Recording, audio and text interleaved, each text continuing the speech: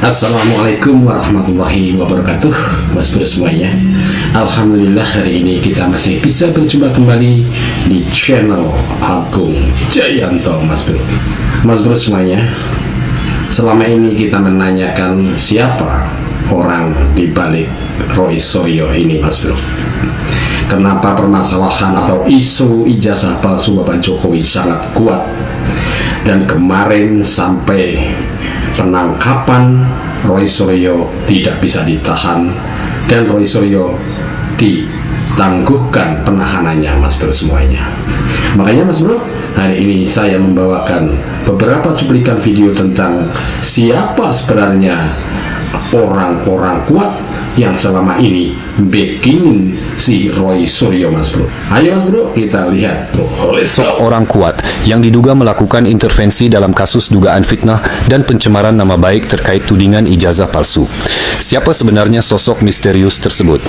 Inilah 5 jenderal yang membela Roy Suryo dan Dr. Tifa. 1. Jenderal TNI Purnawirawan Tiasno Sudarto merupakan jenderal TNI bintang 4 yang membela Roy Suryo dan Dr. Tifa. 2. Marsekal TNI Purnawirawan Hanafi Asnan merupakan jenderal TNI bintang 4 yang membela Roy Suryo dan Dr. Tifa. 3. Laksamana TNI Purnawirawan Slamet Subijanto merupakan jenderal TNI bintang 4 yang membela Roy Suryo dan Dr. Tifa. 4. Komjen Pol Purnawirawan Ugroseno merupakan jenderal polisi bintang 3 yang membela Roy Suryo dan Dr. Tifa. 5. Laksamana pertama TNI Purnawirawan Muryono Aladin merupakan jenderal TNI bintang 1 yang membela Roy Suryo dan Dr. Tifa.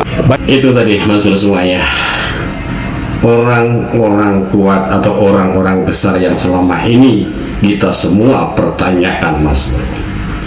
Sekarang sudah terkuak siapa orang-orang besar dan orang-orang kuat itu sebenarnya, Mas Bro. Inilah jenderal Purnawirawan berbintang 4, Mas Bro. Makanya tidak heran lagi kalau permasalahan ijazah palsu Bapak Jokowi berlarut-larut dan bisa diteledramakan atau bisa dipermainkan, Mas Bro. Ada beberapa jenderal atau purnawirawan jenderal bintang 4 yang tadi kita lihat semuanya, Mas Bro. Makanya ayo Mas Bro, kita dengarkan komentar dari Bapak Mulyono Aladin ini, Mas Bro. Let's go. Bayangkan 4 bintang turun tangan untuk bela Mas Roy, karena ada kurang ajar. Polisi yang ditugaskan ada kurang ajar, tidak benar itu. Presiden Pak Ugroseno ingat ya, Pak Ugroseno marah-marah. Pak Ugroseno marah. Malu saya sebagai polisi atas kelakuan dari junior saya.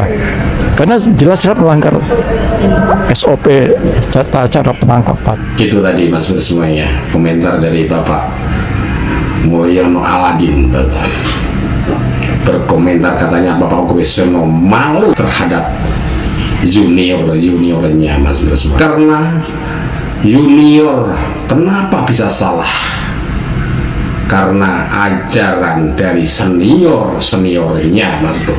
Sebenarnya yang harus malu adalah Bapak Ugroseno, karena Ugroseno adalah sosok senior polisi junior, Mas Bro. kasus Roy Suryo dan Dr. Tifa kini ikut disorot Forum Purnawirawan Prajurit TNI. Sejumlah nama besar disebut ikut menandatangani surat protes. Ada Jenderal TNI Purna Fahrul Razi, Jenderal TNI Purna Tiasno Sudarto, Laksamana TNI Purna Slamet Subijanto, dan Marsekal TNI Purna Hanafi Asnan. Nah, justru disinilah publik bertanya, kenapa perkara sipil tiba-tiba harus dikawal barisan purnawirawan militer? Kalau ini murni soal hak warga negara, kenapa bentuk tekanannya datang dari jaringan jenderal senior lintas matra? Negara demokrasi seharusnya berjalan dengan hukum, bukan dengan bayang-bayang pangkat masa lalu. Apalagi surat itu disebut membawa pesan presiden soal penolakan kriminalisasi. Pertanyaannya, sejak kapan purnawirawan menjadi penyampai pesan politik kekuasaan dalam perkara sipil? Kritik boleh, mengawal keadilan juga sah. Tapi ketika simbol militer masuk ke ruang sipil, publik wajar curiga. Ini pembelaan hak konstitusional atau sinyal bahwa jaringan loreng masih ingin ikut menentukan arah urusan sipil. Masalahnya bukan aktif atau pensiun, masalahnya adalah kultur militer yang terus merasa punya tempat khusus di luar ranah pertahanan. Menurut kalian, purnawirawan TNI turun tangan dalam perkara sipil ini bentuk kepedulian demokrasi atau bukti bayang-bayang militer masih terlalu panjang di negeri ini? Itu Mas Bro tadi, komentar dari netizen, Mas Bro, bahwa pasukan loreng masih mengikuti arah politik Indonesia. Kita sebagai warga negara Republik Indonesia melihat ada sisi kurang baiknya kalau si purnawirawan dari TNI maupun Polri ikut campur membikin si Roy Panji ini, Mas Bro. Karena kelihatannya ada indikasi yang kurang baik kalau si Roy Panji ini backingi oleh orang-orang seperti ini, Mas Bro. Apakah si Roy Panji ini ada kontribusinya untuk negara Republik Indonesia, Mas Bro? Si Roy Panji ini hanyalah menghancurkan atau membuat keributan, kerusuhan di negeri Republik Indonesia ini, Mas Bro. Makanya kalau kaum purnawirawan TNI maupun Polri membackingi si Roy Suryo, kami sebagai warga kayaknya tidak setuju, Mas Bro. Ayo let's go, Mas Bro. Roy Suryo dan Dr. Tifa mendapat dukungan dari sejumlah tokoh. Salah satunya mantan Danjen Kopassus Sunarko.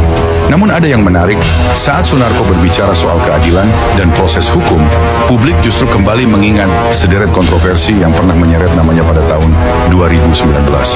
Mulai dari kasus dugaan pengiriman tanpa dokumen yang dipersoalkan aparat, hingga laporan terkait pernyataannya menjelang aksi pasca Pilpres yang kala itu memicu polemik nasional.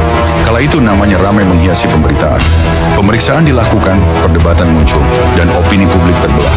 Ironisnya, hari ini Sunarko berdiri membela pihak yang sedang menghadapi proses hukum, sementara jejak kontroversinya sendiri kembali dibahas di media sosial.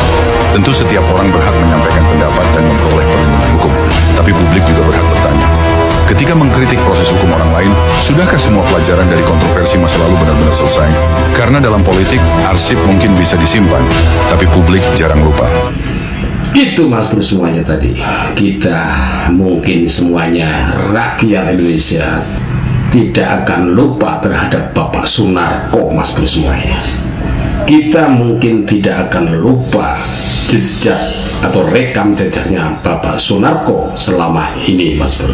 Apakah Bapak Sunarko selama ini membacking Roy Suryo ini ada unsur sakit hati terhadap Bapak Jokowi? Karena kita sebagai warga selama ini melihat Bapak Sunarko dalam komentar-komentarnya selama ini pasti ada unsur kebencian terhadap Bapak Jokowi. Dan selama ini juga Bapak Sunarko mengajak gerombolannya untuk melengsarkan Bapak Prabowo Gibran, Mas Bro. Ayo, Mas Bro, kita dengarkan komentar dari Bapak Ricky Sitohang mengenai tentang purnawirawan yang pada kurang ajar. Kata Bapak Ricky Sitohang, melempar tai sendiri, Mas Bro. Let's go. Tempat seorang purnawirawan Polri, siapapun dia, ya, saya anggap sudah tidak beradab. Saya katakan demikian, seharusnya dia sebagai seorang purnawirawan bagaimanapun mengkritisi daripada junior-juniornya ini haruslah ke dalam. Tidak mempublikasikan keluar segala macam yang dikatakanlah preman, teroris, dan lain sebagainya, tidak masuk di akal. Sudah etika prosedur ditabrak dan sebagainya, teriak-teriak ke muka umum lagi. Ini sangat memalukan seorang purnawirawan kayak gini. Saya harus berani ngomong kayak gitu, ya. Apa tidak berkaca pada saat dia ngomong gitu sama dengan melempar tai ke mukanya sendiri? Lah gua siapa? Gua kan bekas dari kepolisian sana, purnawirawan, kenapa ngomong-ngomong keluar pada saat kau dulu bertugas itu udah benar atau tidak? Berkaca diri gitu. Saya terpaksa keras ngomong, kenapa saya sudah sakit hati, tersinggung, kenapa mengkritisi institusi Polri-nya, bukan lagi kinerjanya. Bahkan yang paling menyedihkan tentang RUU pun dikupas-kupas sama dia. Apa haknya ngupas-ngupasnya udah disahkan oleh DPR? Itu aja sebenarnya saya sudah sangat geli, dan gimana sih manusia kayak gini? Bila penting gak usah pakai lagi purnawirawannya. Kenapa? Karena sudah betul-betul menjatuhkan harkat, martabat, marwah daripada kepolisian Republik Indonesia. Ini para purnawirawan sudah marah besar semua. Manusia ini kok begini ya, kok lupa kacang di kulitnya. Saat dia jadi polisi, jadi jenderal gara-gara lahir dari polisi. Kok sekarang kok justru menjelek-jelekkan Polri, kinerja Polri nggak benar? Emang kalau pada saat kamu sudah benar kamu? Orang berkaca lah, ya. Kita kan tahu semua gitu loh. Jadi jangan sok-sokan, sok suci, sok bersih, segala macam. Kalau memang betul kau seorang orang yang benar, kritisilah ke dalam. Bila penting kita berantem di dalam. Nih, saya nih dari PP Polri, kebetulan saya ini ketua kelompok ahli Polri. Kalau saat saya mengkritisi ke dalam, saya kritisi aja. Tapi kalau saya cuap-cuap keluar menjatuhkan junior-junior saya, sama dengan melempar tai ke muka saya sendiri. Kenapa? Ya, saya ini siapa? Kan gitu. Berarti kesalahan junior-junior saya, kesalahan saya. Saya kan seniornya. Berarti saya mengajarkan yang benar. Harusnya berpikir begitu gitu. Jangan jatuh-jatuhin Polri ke depan umum. Kalau orang lain silakan saja, karena mereka tidak mengerti isi dalam daripada kepolisian ini, apalagi Itu tadi Mas Bro semuanya komentar dari Bapak Ricky Sitohang. Bapak Ricky Sitohang aja merasa malu terhadap purnawirawan Polri yang seperti itu, yang menyalahkan juniornya. Kata Bapak Ricky Sitohang, orang seperti itu lupa kacang dengan kulitnya. Ayo Mas Bro, Abang nggak dukung Prabowo 2024, Prabowo menang. Jadi salah satunya ini Abang dan kawan-kawan yang menyebabkan Prabowo kalah. Itu sederhana logikanya. Ketika dia berteman sama Jokowi, dia menang. Prabowo mikir, berteman sama yang kemarin-kemarin itu mau usah dia aja kan gitu loh. Habis duit kan gitu ya, menang nggak kan gitu loh. Tapi berteman sama Jokowi, duitnya nggak keluar kan gitu ya, menang juga jadi presiden. Iya. Gitu loh. Nah ini kan sesuatu yang menurut orang-orang yang sulit untuk masuk lagi ke lingkaran Prabowo, tersakiti dengan adanya Jokowi, dengan adanya Gibran. Bagaimana caranya? Singkirkan dia, itu satu. Masuk lagi bumbu. Wah, bahaya nanti kalau Prabowo mangkat, Gibran presiden. Makin susah kita.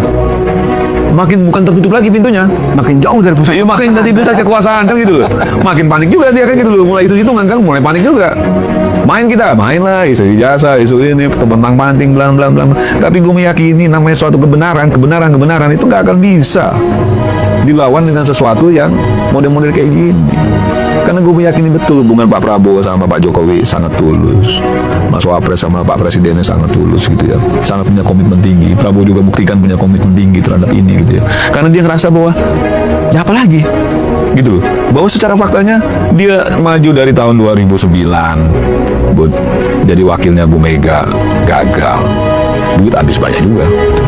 Maju 2014, duit banyak juga habis, gagal. 2019 maju, gagal. 2024 dia maju bersama Jokowi, dibantu sama Pak Jokowi, didukung Pak Jokowi, menang. Uang nggak terlalu banyak habis. Makanya kalau ada cerita dia sampaikan ketika ditanya Presiden Jokowi waktu itu ya, Pak Prabowo mau calon lagi nggak 2024? Saya mau nyalon kalau Bapak dukung. Saya mau nyalon kalau Bapak dukung.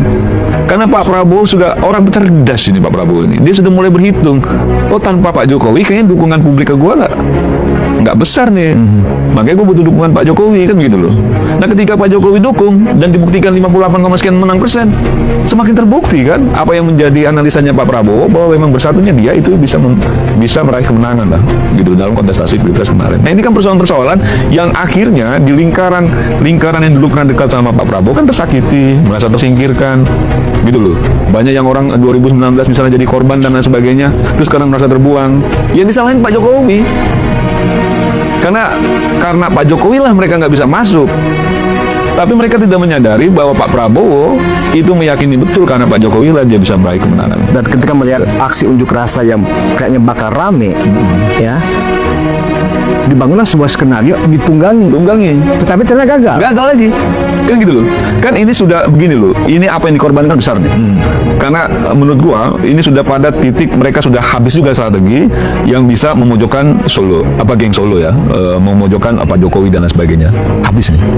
Dalam artian ijazah palsu kayaknya nggak nendang, walaupun sudah habis energi banyak dan lain sebagainya. Dan soal lain-lain yang menghantam Pak Jokowi, menghantam Mas Gibran juga kayak nggak laku. Ini yang dianggap sebagai sesuatu yang bombastis kan, sampai akhirnya terjadi kerusuhan. Itu orang yang datang, ya, datang bakar kerusuhan itu, bukan aksi demonstrasi, gitu loh. Dan kalau kita sekarang rame di media sosial bahwa pengemudi ojol yang meninggal itu terlihat didorong Nah, gue nggak mau bahas soal itunya. Tapi gue sudah pada kesimpulan bahwa ini bagian dari skenario semua. Termasuk tadi gue bilang Cari martir, DPRD, goreng isunya segala macam, kan gitu. Mana yang harus dijarah, mana yang enggak, pilihan-pilihan, kan begitu kan? Ya menurut gue itu bagian dari skenario semua, bagian dari apa yang kita lihat kemarin. Itu tadi Mas Bro semuanya komentar dari Bung Semar, bahwa semua adalah skenario, semua adalah sudah diatur oleh orang-orang tersebut, Mas Bro. Adanya demo besar-besaran, adanya demo bakar-bakaran, sampai ada yang terbunuh, itu adalah skenario yang dimainkan oleh orang-orang di belakang si Roy Suryo ini, Mas Bro semuanya.